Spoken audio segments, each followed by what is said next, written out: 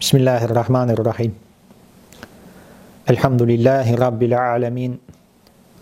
Vessalatu vesselamu ala Rasulina Muhammedin ve ala alihi ve ashabihi ecma'in.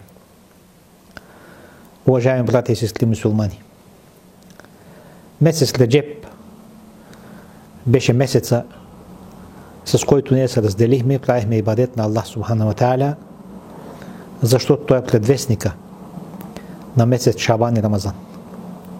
Намирайки се в месец Шабан, ние се доближаваме повече до месец Рамазан, което им дава възможност, или по-точно, което изисква от нас, ние да направим повече приготовления за месец Рамазан. Месец Шабан е характерен с това, че Мухаммед алейхиссалату вассалам е говел най-много на филе от в него.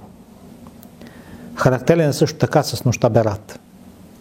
Берат е нощта, в която Аллах Субхану ва Тааля опрощава на всеки, който се обърне към него. Берат е нощта, в която всеки, който иска да се върне от своите грешки, всеки, който иска да потърси правилния път, Аллах Субхану ва Тааля му дава тази възможност. Ето защо Мухаммед алейхиссалату вассалам казва: всеки син на Адем е грешник и най-добър от грешниците е този, който прави телбе.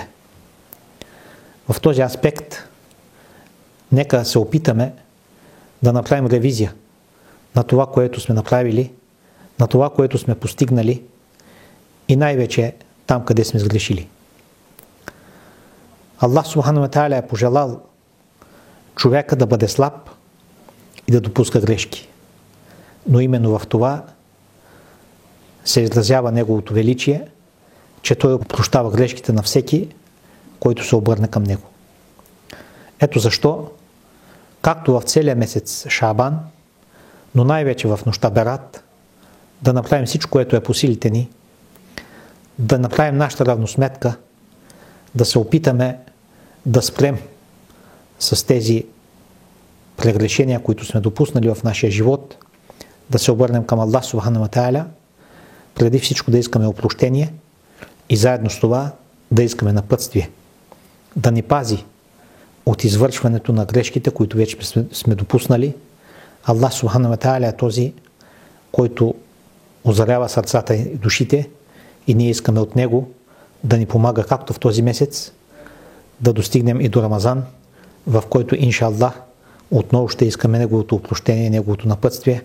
Аллах Тааля да е доволен от всички вас, да приема ибадета на всички. Вассаламу алейкум ва рахматуллахи та'аля ва баракатух.